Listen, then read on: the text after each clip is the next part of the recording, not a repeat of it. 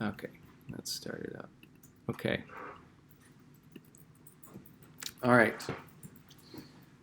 So, as Dr. Liu stated, we're going to use prints and links, and some of the slides you'll see are from Chapter 3 in the book in this lecture.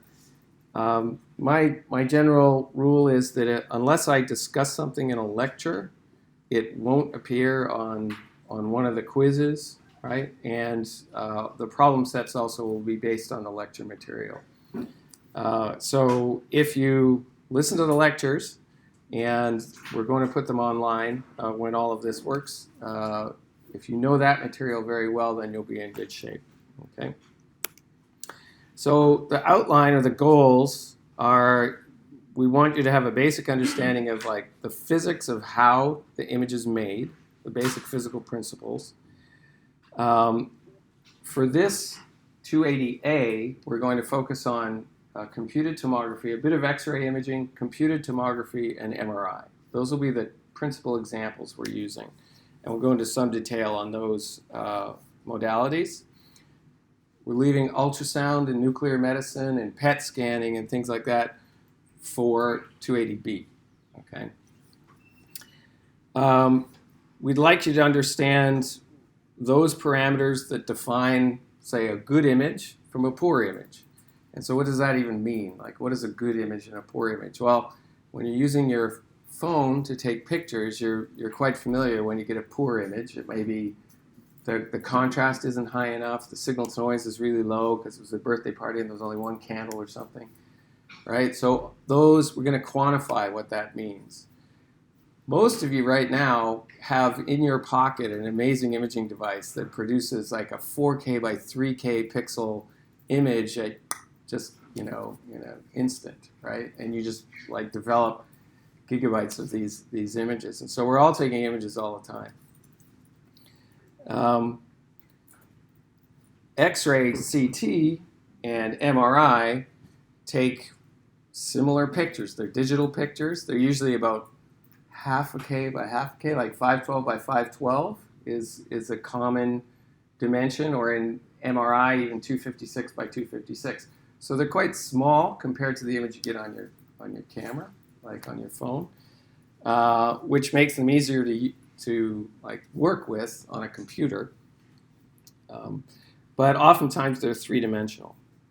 So the other thing we want to be able to engender is some common sense about medical imaging. So if you see something in a medical image, that you should be able to look at it and say, is that actually really happening? Or is that some artifact? Is that truly a lesion in this patient, or is it something else that has caused this signal that is, an error, basically, in the imaging system? Imaging is really important to medicine. Virtually every patient that goes into a hospital now gets some kind of imaging done when they come through the door or shortly thereafter. And for very good reason, because you can see what's going on. I mean, if you don't know what's going on, oftentimes you can just look, right, by doing a CT or doing an MR or doing a chest film or something like that. And so it's done over and over and over, like 100 million times a year people get CT scans, literally, right? So the basic setup is you have an object. In this case, let's say the true object is a person's head. And this cartoon is basically showing us what that true object is. Hopefully. So here's our true object. Our imaging device measures something about that true object. In X-ray, it measures the attenuation of X-rays that you shoot through the object. You shine them through and look at the shadow. In MR, we're going to actually create signal from the object. Turns out from the protons in the object, we're going to get radio signals out and make a picture of that. And so that's the imaging device. It causes that signal that we measure. And so we have raw data that we've measured after putting the patient in that device. In MR, this raw data, it's very easy to describe. It turns out it's the Fourier transform of the object. In CT, it's attenuation, X-ray attenuations in space from the object. These raw data are then passed through a reconstruction algorithm, and reconstruction algorithms run the gamut. I mean, there's simple reconstruction algorithms, which are just straight up Fourier transforms of the raw data, all the way out to deep learning systems that take input of raw data of 10,000 images, and you know what the appropriate output is, and you basically teach this deep learning, filter / algorithm on how to produce these pictures, which gives you a whole bunch of mysteries along the way. So we'll look at a number of these reconstruction algorithms, the ones that we can write down analytically, and then how you approximate the analytical solution with some kind of computer-generated solution in order to produce an image. And the image is a very simple thing. It's an array of pixels. As I said, they're 256 by 256 or 512 by 512. And at each point, at each pixel, you'll have a brightness, right, or a signal value. And in the old days, when I used to do this back in the 80s, in the early 80s, those pixel brightness values could be anywhere from, say, 0 to 256, right? So 8 bits. Now, you basically can have a 16-bit pixel brightness. So it's quite a high dynamic range of values can be inside one pixel. And that's what the picture is, right? It's that set of values. You can obviously have it in a third dimension in Z, right? And then sometimes each one of those pixels can actually be a vector of numbers, right? So as opposed to just a simple scalar value. But that's the basics of an imaging system. Medical imaging started at the end of the 19th century when Röntgen, he discovered X-rays, and then he shortly thereafter discovered that you could make a picture. You could if you had an X-ray source and you had a film over here, a scintillator over here, you could actually make a picture of an object because you were kind of translucent to X-rays. And he made a very famous picture of Anna, his wife's hand, right? She had a ring on, and that's like the first medical X-ray, or the first human X-ray, is Frau Röntgen's hand, right? And he actually published that. And by 1897, I think there was like 28 papers on X-ray imaging already, right? So it was back then there was already this like drive, as soon as something was discovered, you publish or perish. They were printing out these papers. And before the turn of the 19th century, there were medical devices. And Johns Hopkins got one of the first ones. And so at that time, it just took off. So medical imaging took off. In physics labs at Stanford and Harvard, independently, Bloch and Purcell discovered nuclear magnetic resonance. And this was in a physics environment where they discovered this signal that came from a nucleus when it was put in a magnetic field. You could actually stimulate a radio emission from the nucleus when it was in this magnetic field. They received, I think, Nobel Prize for that, for the discovery of NMR. And then later, about, say, 30 years later, people started thinking about and making NMR imaging devices. So using that signal to actually image inside the body. So Lauterbur was one of the first to do that. Hounsfield, at the same time, he was working at EMI, designed probably the first diagnostic X-ray CT scanner in which he imaged the brain by taking an X-ray source and rastering it across in a line, and then changing the angle and rastering it across again, and then making a two-dimensional picture from that. And this was the company that at the time they had a lot of cash at this time because the Beatles had just broken up, but they'd made them a lot of money before they broke up, right? So EMI actually owned Capitol Records, which probably funded his work. And then, in the mid-'70s, people were building whole-body CT scanners. So here's this famous picture of Frau Röntgen's hand, right, with a big old ring on it. Obviously, not terribly high resolution because the X-ray source itself was quite broad, and probably the detector itself wasn't terribly high resolution. But he won the first Nobel Prize in physics apparently for this. So the very basic X-ray imaging is quite simple. If I have a X-ray source here, which is like a sophisticated light bulb, it's essentially a light bulb, but it emits X-rays, right? So the X-rays come out. You collimate those X-rays, so you put, say, a lead shield around it except for a hole, and then the X-rays just come out in one direction, right? And then, so that's on this side of the room. And then on this side of the room, you have a detector for X-rays. And so it could be a scintillator such that when an X-ray hits the scintillator, it gives off a flash of light, and then you record that on a film, photographic film. And that's the way X-ray imaging was done for decades and decades, right? And all you do is put somebody in front of that, and they cast a shadow, right? So it's like you're just shining an X-ray source through that patient, and they cast a shadow. That is called right there is a chest X-ray, and I actually don't know how many chest X-rays are done, but it's probably close to 500 million or something have been performed. And it gives you a really nice picture of what's going on in that patient's lungs. You get basically a profile of the heart, etc. So that's the simplest form of medical imaging, basically, is this is shining X-rays through a person. Where there is a lot of tissue or there's bone, those X-rays will get absorbed by the person and they will cast a shadow. And that's what you see. So X-ray imaging went through a fantastic evolution. Here's a very early medical X-ray system. Here's the source. We've got all these high voltages making electrons hit targets and making X-rays here with the source. The patient, poor devil, has to actually hold the detector himself, like standing on like that. He's holding the detector, but it's nice because it's really close to him, so you're not going to get a lot of blurring magnification. So that's a very early system. And then, of course, Philips, the companies that make these are people like Siemens, Philips, GE, light bulb companies. It's not surprising. Or they used to be light bulb companies. They all got out of light bulbs when the LEDs hit the street. But Philips, this is, I think, from the 40s or the 50s. I don't even know if there's a date on here.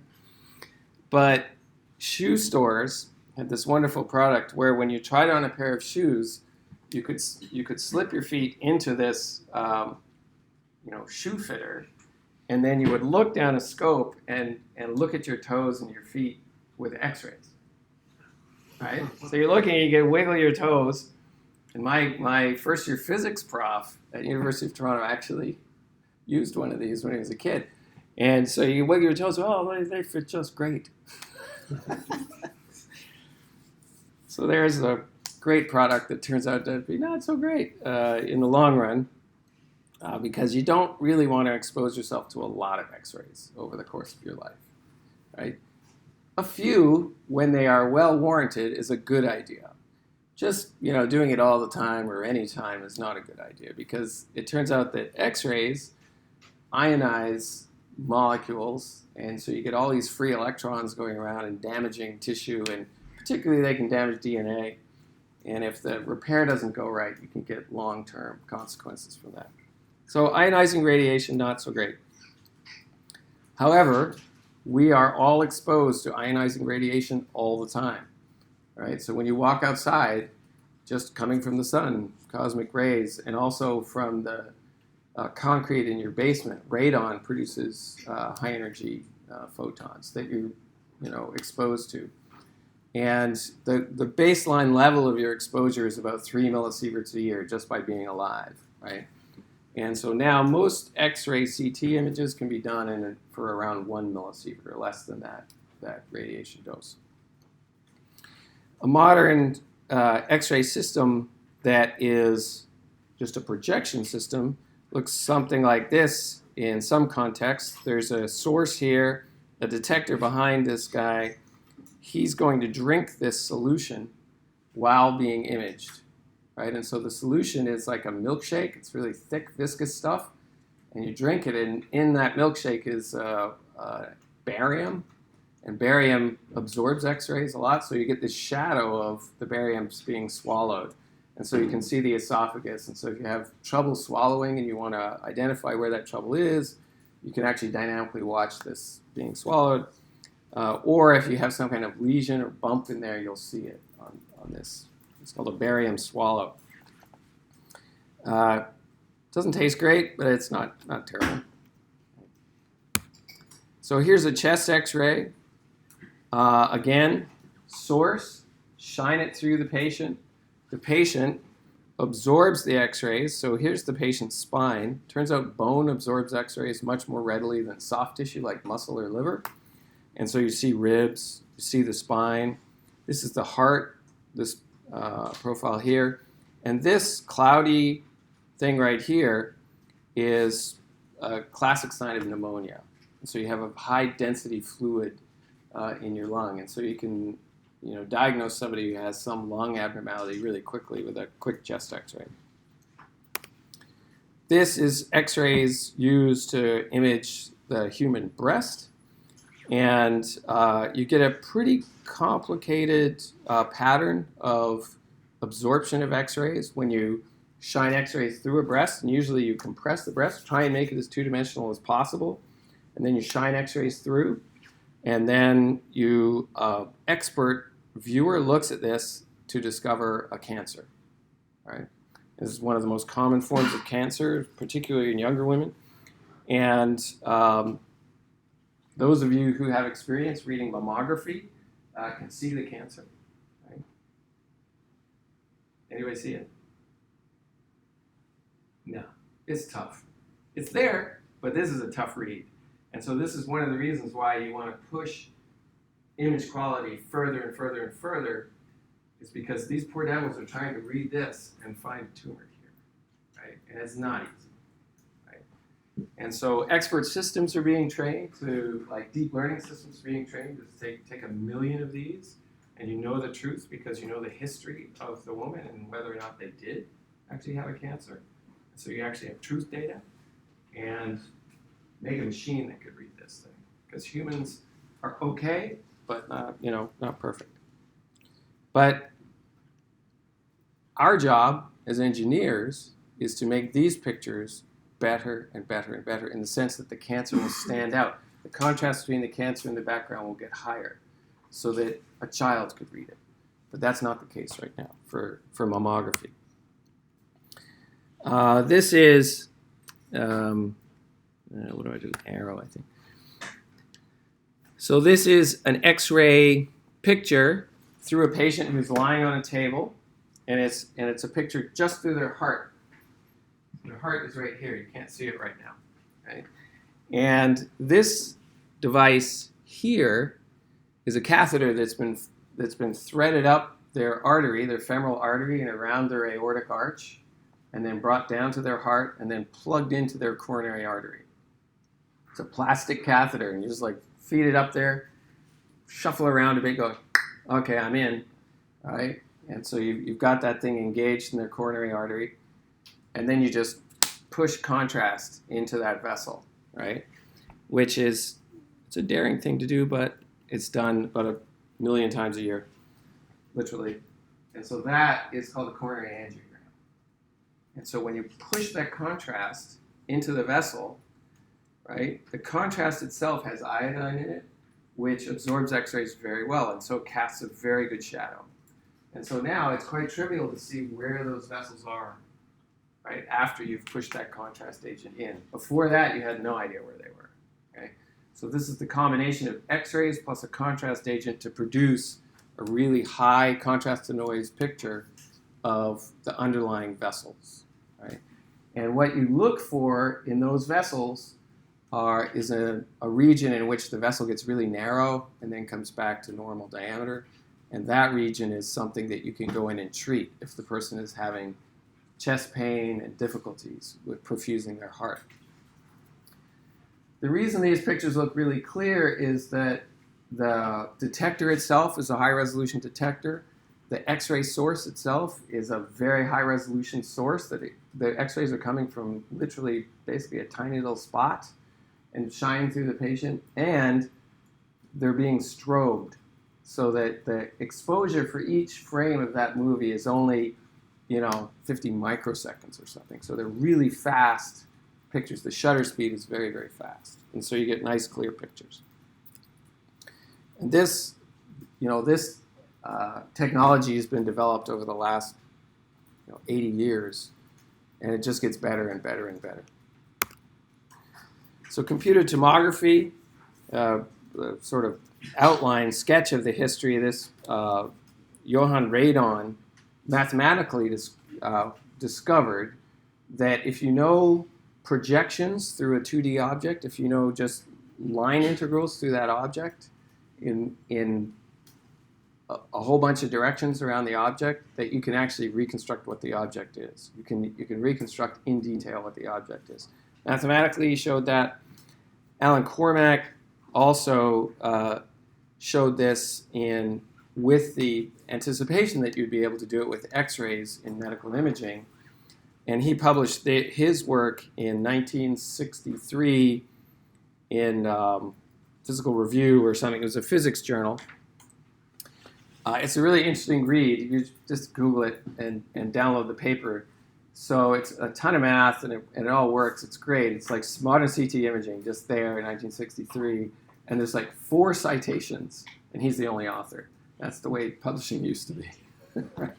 So nowadays there's like 900 citations and 18 authors. But and then Hounsfield independently built this two-dimensional CT imaging system. And then the two of them received the Nobel Prize in '79. So CT, really, really quickly, if I have an object, so here's a two-dimensional object. I have a background and 2 smaller circles that actually cast a bigger shadow or attenuate X-rays more than their surroundings. If I shoot X-rays through the top down towards the bottom, I can plot how many X-rays I measure, and so I get a high number out here. This little object causes an attenuation or fewer X-rays to be measured here. This object, because it's thicker, actually gives us even fewer X-rays across there. This diagram actually isn't that correct, but anyway, it's out of Sproul's book. But this profile, if I now call this a brightness or a height, and I project it back, I get something that looks like this. I just project it back onto the whole space, and I do that same experiment 90 degrees, and I project that back. I get a very rudimentary picture of where those 2 larger attenuators are, right? Just in 2 dimensions, right? And so at least I know there's some different attenuators in there, and I know kind of where they are in X and Y. So you can imagine if we do this with 256 views, I should be able to reproduce a better representation of that object. And we're going to do this in detail and do all the math behind that. So how do you measure those projections? So if I'm shooting X-rays through an object like this, and I want to measure like how many X-rays get through and are absorbed by my detector, the geometry of a detector looks something like this. In the early days, the detector could be a straight line, of individual X-ray detectors, and I could move my source across, and if my object is here, I could measure that. Another option is I have a single source that gives me a fan beam of X-rays, and my detector is sitting across here, and so simultaneously I can just take one shot and measure across the detector how many X-rays get through. So if I put an object here, I cast a shadow on this detector, and I can measure the relative amounts of X-rays. And now the modern CT scanner actually has not only detectors in this direction, but it also has multiple slices, right, simultaneously being acquired. And so a modern CT imaging system would have about 1,000 detectors in this direction and upwards of 256. The most common is 64 in this dimension. But now you can get them 256, 320. So you're basically getting volume pictures, right? And looking at different angles through the object.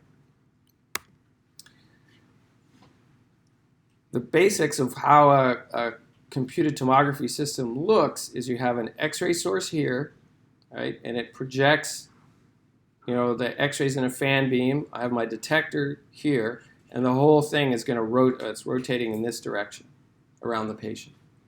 And I'll just take different views through the patient as this system rotates. And so that relative position of the source, the X-ray source, and the detector stays constant, the relative position, and they just both rotate together around the patient.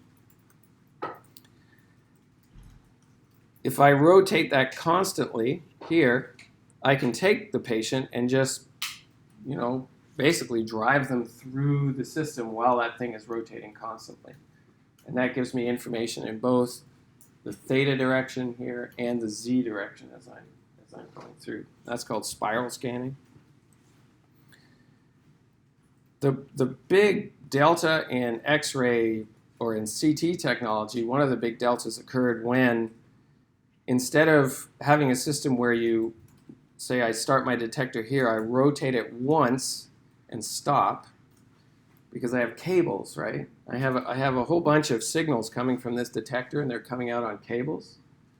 And so I have to rotate the thing once, stop, then rotate it back, because you can't tear the cables up, right? The big jump in technology, Siemens did this first in the mid 80s or something. They, instead of having those cables, they put basically a set of contacts on a slip ring. And so those contacts were like brushes sitting on the side, and then they could just keep rotating the thing, and all of the signal came out on these brushes on the slip ring.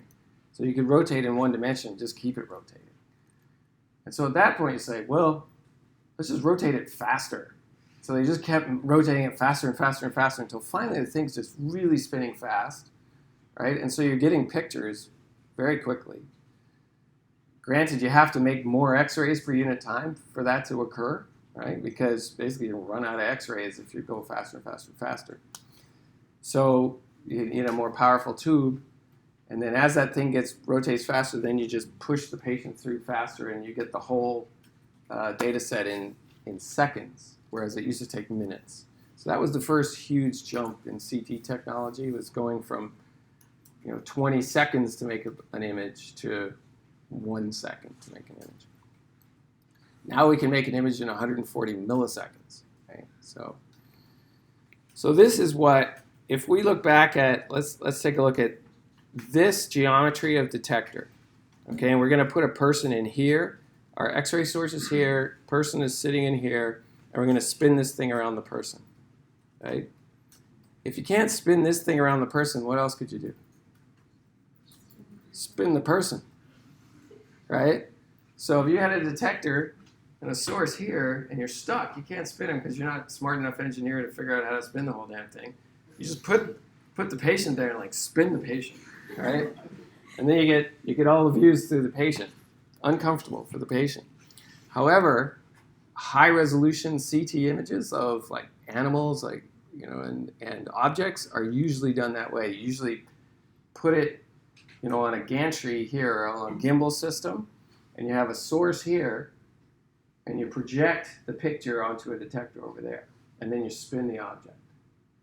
And the big advantage to that, too, is you can put the source close to the object, right, and then project it into a huge detector, right? So you can magnify it if you put the detector back here, right?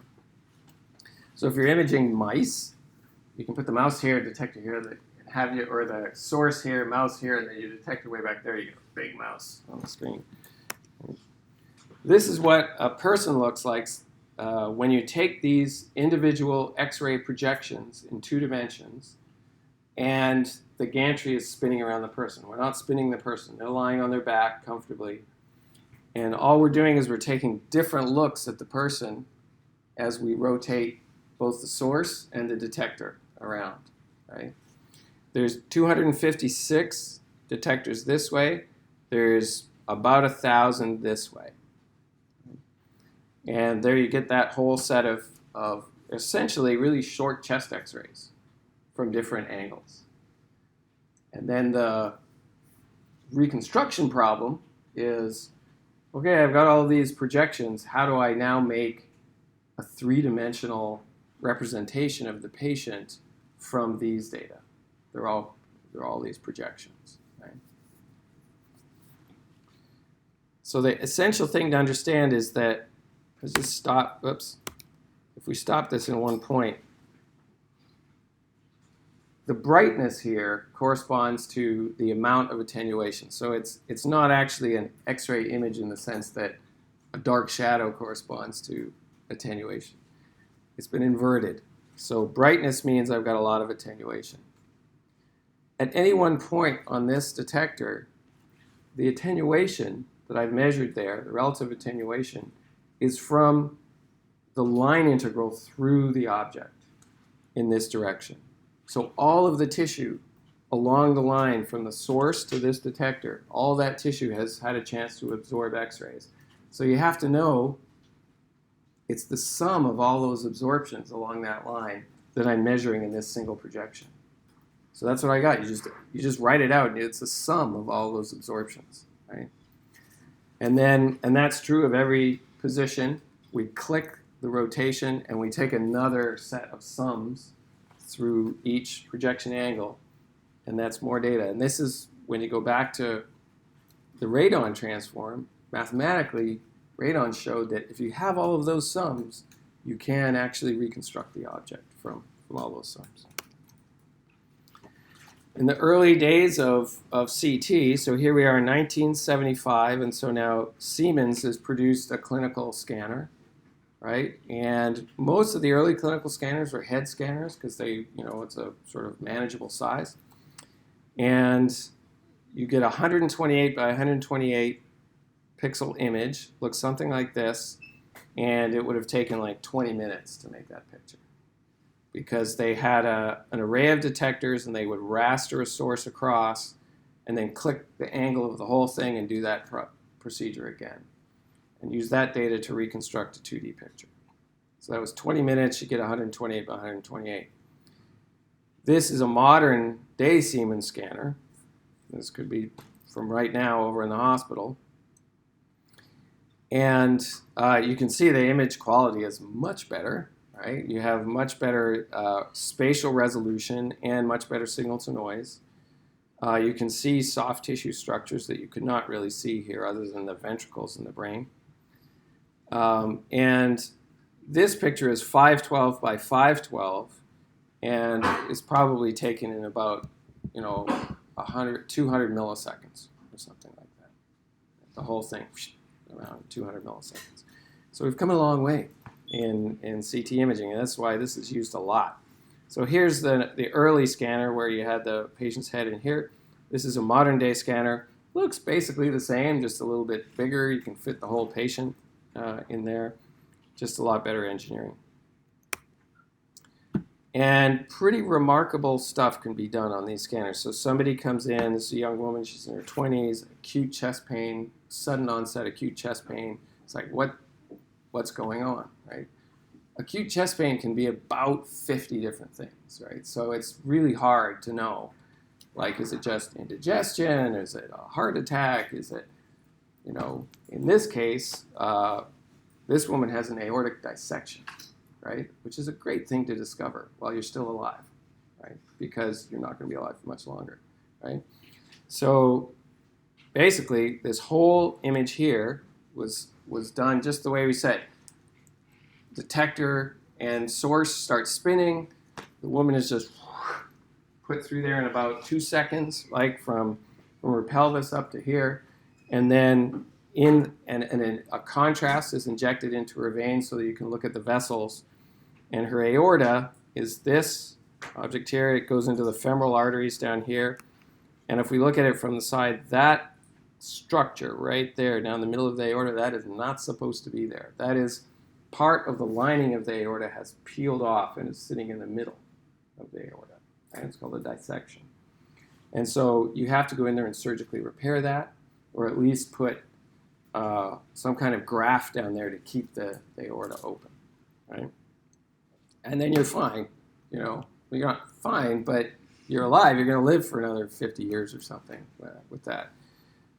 So in terms of trauma and emergency medicine, CT is hard to beat. Right? It's very fast. You can come in with like lines everywhere, EKGs on you, just in a a crash scene, and you can go in the CT and get imaged. There isn't a heck of a lot to prevent you from having that happen. So there's just in your slides, you'll see here's some of the details. They don't mean anything to you now, but by the end of this section of the course, you'll come back and look at these numbers and you'll see how they did this scan. Because there's many ways to do scans. This is the increase in usage of CT. I think this data is from the ER, emergency department visits. Percentage of patients who go to the emergency department that get a CT scan has increased. This is from 95 to 2007. All right, so this data is 12 years old. And number of visits with CT in millions. So we got 16 million CT scans just done in the ED, like the emergency department. Right? So it's a huge usage of this technology, and specifically in older people, right, where you don't have any concern about radiation really. Younger people, you want to, you do have some concern if somebody is 18 or younger. If you heavily irradiate them, then they carry that risk of a mutation for much longer, and so it can actually express itself over the course of their life. If I'm 68 and I have chest pain, I really don't give a damn how much you radiate me, to tell you the truth. Just find out what's wrong. Right? If you're a kid, it's a different story because you've got a much longer window. Right? So here's a CT scan of a heart. This entire volume is done in 150 milliseconds, right? And you get this 3D picture of the heart. And this is a coronary vessel coming down basically along the front side of the heart. It's called the left anterior descending coronary vessel. This is the circumflex that goes around the back of the heart, and this is the right coronary artery here. And this whole 3D volume was acquired in about 140 milliseconds. Right? And so for people where you're trying to diagnose whether or not they have heart disease, i.e. they have a lesion in their coronary artery causing them chest pain, this is a really good way to make that diagnosis. Specifically, it is a really good way to rule out coronary artery disease, because if all of these vessels are open, there is a 99.5% chance that they are negative. They don't have coronary disease, right? So that's what it's really good at, is eliminating the possibility. There are ways to produce signals that look like lesions that actually aren't serious lesions. And so you can get false positives, right? But you rarely get a false negative. We'll look at that whole concept of what it means to have a false positive, false negative, sensitivity to disease versus specificity of your diagnosis. And I've just listed some. I would strongly encourage you to go to all of the big company sites. Actually, Toshiba doesn't exist in CT anymore. It's Canon now. They got bought. But just go to the commercial sites and look at their best pictures. It's phenomenal data that's out there. So MRI, these two guys discovered NMR in their respective physics labs in '46, and then there's a whole you could think of there's a controversy as to who was the first to do NMR imaging, but Paul Lauterbur and Peter Mansfield got the Nobel Prize for it, and were one of three folks who made the first pictures. Paul Lauterbur made a picture of two test tubes in his NMR spectrometer, right? Which is it's generally thought to be the first NMR image, right? Are these two test tubes sitting beside this? And when you get into NMR, you'll see, the principle of how this works.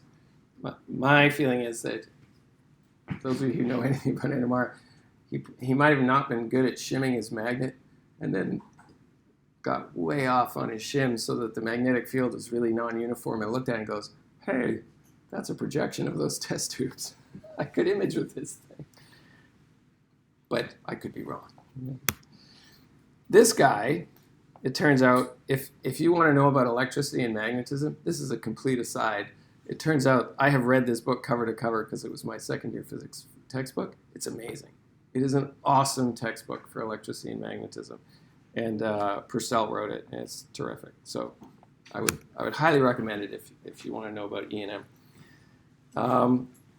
So this is Raymond Damadian, who had the idea of T1, T2 relaxation times highlighting cancers, and thought that it would be a good idea to put people in magnets and try and measure T1 and T2, but couldn't really figure out a good way to do that. He figured out a bad way to do it and built that system. This is Bill Edelstein, who has one of the first whole body systems at Aberdeen in Scotland when he was a grad student and postdoc there. And then this guy, Peter Mansfield at Nottingham in England, also made a whole body functional NMR imaging system in the early 80s. And so he shared the Nobel Prize with Lauterbur. This is what a new, fangled NMR system looks like. It has a very large cylindrical tube, and inside, the primary thing inside that cylindrical tube that makes this work is are coils that have superconducting current running in them. And the current is so high that it produces a very large magnetic field, like 50,000 times the Earth's field, things like that. And so with that high magnetic field, you can get a really high amplitude NMR signal from a person, right? And using that high amplitude NMR signal, you can make pictures with it. There are gradient coils associated with temporally changing the magnetic field over space in X, Y, and Z. And so when you switch those gradient coils, you can then encode where the signal is coming from.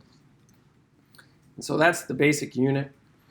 My PhD advisor got into NMR a bit late in the game. I think he got into about like 83, maybe 82, because he was doing high-energy physics proton therapy at the time. And on the back of an envelope calculation for NMR imaging in the late 70s, he figured out that you would need a magnet the size of a truck, and it would cost like $1 million.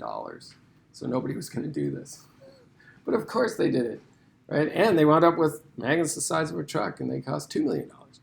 So it's a pretty sizable piece of equipment, but I think the big jump in making NMR images in people was the commitment of companies to build these magnets initially. Right? And that goes on. The race to build the bigger magnets still is on. And you can buy this one just in a box, and they'll deliver it and put it up for you. You just got to give them the $2 million and press go, and it works. It's great. So that's a clinical system. And then there are more experimental systems in which, this 11.7T neurospin, so it's like 4 times the magnetic field of this one that comes out of the box, generating a much higher amplitude signal, right? But it also comes with some technical challenges. But I think Dr. Liu will talk more about that. 7T magnets are now fairly common. You can also buy these off the shelf from almost any manufacturer now as a 7T system. And absolutely spectacular pictures come out of these machines. These are images of the brain, same slice through the brain, just changing the timing of how the signal was elicited from the patient, right? If you get signal in rapid succession, and make a picture from that, you can weight it with the T1 contrast. If you let everything come back to relaxation and you image, with very slow repetition, you can get a picture that's just density, like water density, and then here's a T2 weighted signal that tells you whether or not how long the signal lasts in time after you generate the signal. And so all of these signals are kind of dependent on what type of soft tissue you're imaging, right? And so you get soft tissue contrast, whereas liver, heart, muscle, brain kind of attenuates X-rays the same, right? Very, very much the same. Whereas in NMR, those tissues can engender much different signal intensities. Okay? So you get these ridiculously beautiful pictures. In the same way, you can highlight using either a contrast agent that you inject into the patient or using the fact that blood itself is flowing. You can generate contrast from that mechanism, or that it's flowing from a distant place into the place you're imaging. It will generate contrast. And so you get these really nice angiograms. And probably the best recommendation about angiography and MR is that you can actually do really good angiography without injecting a contrast agent. So you can just put the patient in and do this angiogram with no contrast agent. And so these are very fine vessels in the brain using a MR scanner. This is some of the best brain imagers in the world are here. And they've been doing remarkable things looking at perfusion of tissue, looking at perfusion during function, during resting state, and things like that.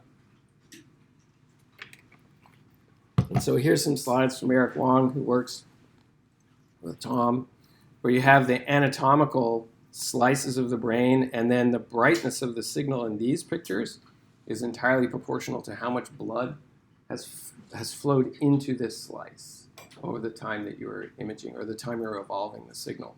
So you can get a perfusion-based image sort of in millimeters per gram per minute of tissue, right? It's like quantitative perfusion of how much blood is going to that region. And so if somebody, obviously if they have a stroke or something like that, you can see that. But also, if they're thinking about something that causes one area of their brain to be more active than another, that will actually cause an uptick in the perfusion in that area. You can, with MR, gate your data acquisition to the ECG of the patient. And let's say over 16 heartbeats, I take, 20 different acquisitions in each heartbeat. So I take data in 20 different boxes on each heartbeat, right? So inside each one of those boxes now, over that 16 heartbeats, I've got enough raw data to make a picture of that section of the heartbeat in time. Right? And then when you play those back, those 20 images, you get something that looks like this. Right? And so you get, granted it's retrospectively reconstructed.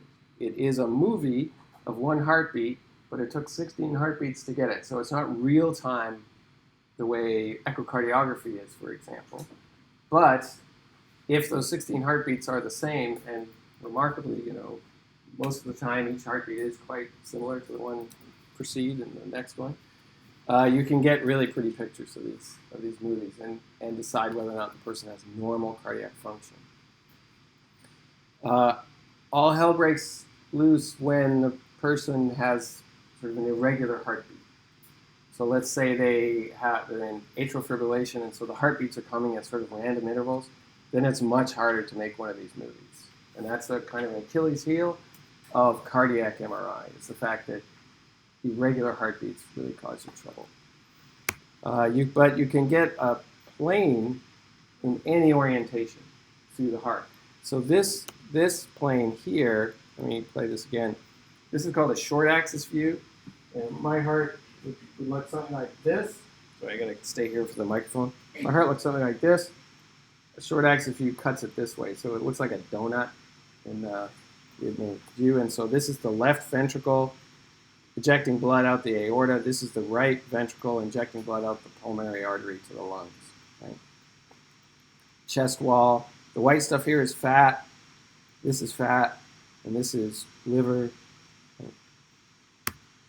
And then you can reorient your imaging slice to any arbitrary angle that you want. So you can get any arbitrary view of the heart, like through a specific valve, through the apex of the heart, or etc. And so here now the right ventricle is up here. This is the left ventricle ejecting out. You don't see the aorta in this view, but you do see the left atrium blood is coming from the lungs back into the left ventricle. This is the right atrium. And it's very useful for imaging cardiac function if you're not in atrial fibrillation. Another thing that I just touched upon earlier is that if you image with specific timing with the MR imaging system, and blood flow changes dynamically to different parts of the brain, you will see signal go up and down depending on the blood flow. Right? And if you have somebody in a magnet and you're just imaging continuously and you do some activity, like you say, recognize, is this a dog or a person, dog or a person, dog or a person, or you make them tap their finger, something like that. And so tapping their finger, this is a classic one. It's the first one we did when we read the first paper. Got in a magnet and did this. You just tap your finger, and then an area of your motor cortex will actually light up corresponding to that motion. And it's called functional MR, and it has been with us for, I guess, 25 years or something now, and has made huge strides in measuring cognitive function, in people doing various tasks. It's really interesting. In fact, they used fMRI to show there was a woman, she was like the 5th best chess player in the world or something, and they presented her with not random, but chess positions, right? So they had a chessboard and they would present one and then let it go and then put another one up and let it go. And some of them were games in which she'd won and so she'd recognize them, etc. And it turned out the area in her brain that lit up super bright was the area for recognizing faces. So it's like she recognizes things, goes, oh, that's bad, So she co-opted that area or something in her brain to kind of immediately recognize whether or not this position was good or bad. I don't know if any of you played chess, but some people are born with like chess vision, like little kids. They walk up. My son used to play chess, and I would go to these camps. And 7-year-olds, I'd play 7-year-olds, and they'd like scoot up to the table and look at it and go bang, and then run away, right? And then I'd be sitting there going, oh, and I'd take a minute, I'd make a move, and then the kid would come back looking and go bang, and then run away. It's like they just look at it and go, no, I know what the next thing is. I have no explanation for that. And so this is another thing you can do with MR, which is really cool, is you can map the underlying structure inside cells of how water diffuses. So if I have a cell that's sort of a cylindrical shape, like a neuron or a muscle cell, something like that, so it's kind of cylindrical, it has walls, and then there's a preferential direction for water to diffuse in that environment. And that is along the cell. It's easier for water to move up and down that way than it is to go through the wall of the cell. If you make that measurement, that perfusion direction, and then you make a map of that in the brain, it comes out looking like this, right? And so this is essentially the structure, the physical underlying structure of how the neurons are intertwined together. It's like the human connectome. So, and that's called diffusion MR. And there's a really cool paper by Steskel and Tanner in the 60s, so this is before MR imaging, in which they talked about diffusion MR of samples in test tubes, right? And so they have a substance, you can measure its diffusion constant by its MR properties. And they wrote out the signal equations and how they made these measurements. And it involves switching gradients off and on when you're measuring the signal. And if you look at the equations in their paper, MR imaging is right there. It's right in front of them, right? This is 10 years before Lauterbur made his picture, right? But you go back to it and you go, oh, that's imaging, right? It just went right by. But it's happened to all of us, right? So we've got about 15 minutes, and we'll quickly look at some basic concepts, such as image quality and signal to noise and things like that.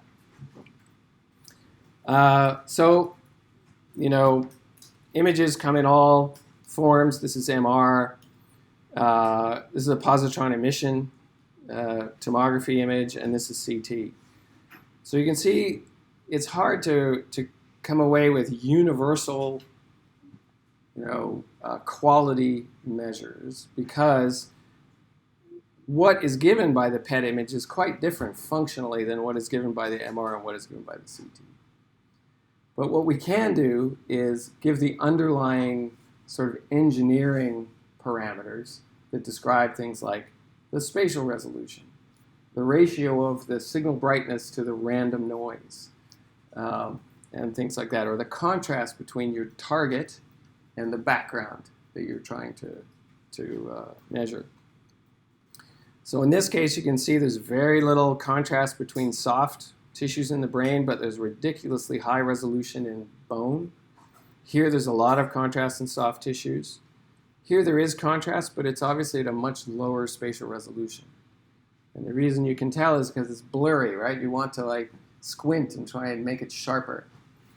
And my favorite comment from a physician when I was at Hopkins was we did these images, these MR images of the heart, and so they came and they were looking at them, and one of the fellows said, they're really great, but could you focus it?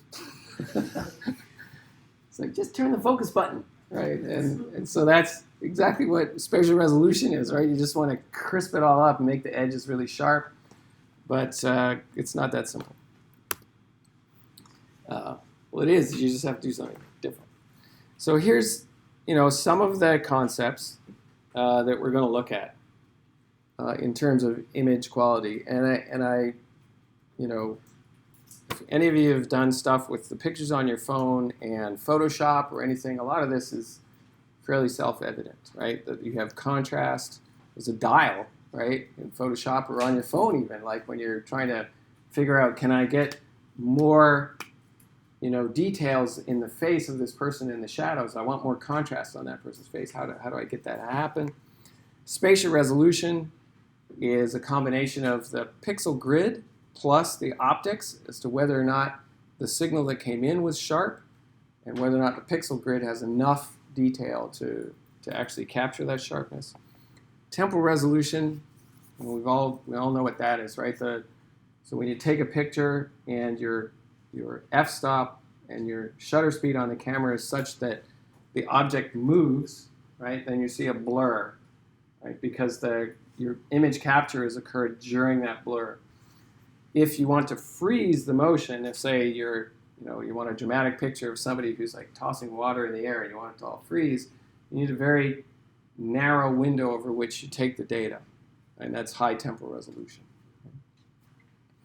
Noise is essentially, as opposed to artifact, noise is random signal that gets superimposed on your picture just through processes that are random. So in a camera, it's the thermal noise in the chip, and it's basically if you were to image a dark field, just to open it up in a dark room and look at that picture, you have signal there. You'll see differences in the pixels, and that's noise. Right? It's just like the underlying electronic noise of that camera. There are other sources of noise as well. So in NMR, it turns out that a lot of the noise, in fact, the majority of the noise, comes from the thermal motions of the molecules in the patient. So you take a coil, and you're standing in space, and this is a receiver coil for getting MR signal, and you look at your scope and look at the signal, and it'll have sort of a random, RMS on there, random noise, and you put it up to the patient, and it goes, the noise goes up. So the noise is actually coming from the patient, right? And in X-ray imaging, you have background electronic noise, so you have basically your detector in it, and all of the amplifiers and stuff have background noise. And then you also have the uncertainty of detecting random events, which are the capture of these photons. And that's called photon noise. But we'll go into some more detail. Signal-to-noise ratio, very simply, if I have a signal that I know what its amplitude is, measure the mean, and I look at how that mean fluctuates over multiple measurements, and that's basically my signal, and then the fluctuation is the noise. That's the signal-to-noise ratio. And in imaging, we have the ability to measure noise in separate instances of the picture. So if I take 100 pictures and I look at one pixel, I say, what's the mean value over the 100 pixels, right? And what's the noise around that mean of that at that pixel over the 100 pictures? That's one definition of noise, right? Signal to noise. But we also have the opportunity in imaging. You have a field of view, and if they're all supposed to be the same signal, you look at all of the pixels in that region and see what the noise is, what its mean value is, and what the noise is. Those are two separate things. And then contrast to noise is if you have a target, what's the basically signal difference between your target and the background you're trying to recognize the target in.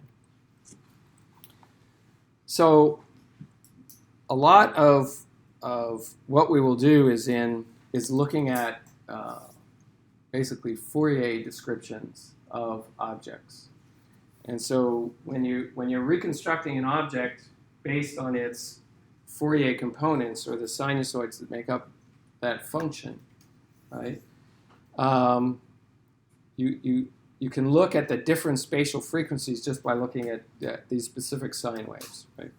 We're going to get into great detail about that, but how a specific frequency gets passed through a system is one way of describing the spatial resolution. And if I have a grid that has really high frequency grading and I take a picture of it with my camera and I'm unable to resolve that grading, then it's sort of beyond the spatial resolution. That sine wave is beyond the spatial resolution. Whereas something that is undulating more slowly, I can take a picture and get an accurate estimate of that. So it's important to understand, the relative amplitude that a signal can achieve as it passes through a system. And so when we quantify that, we look at sine waves.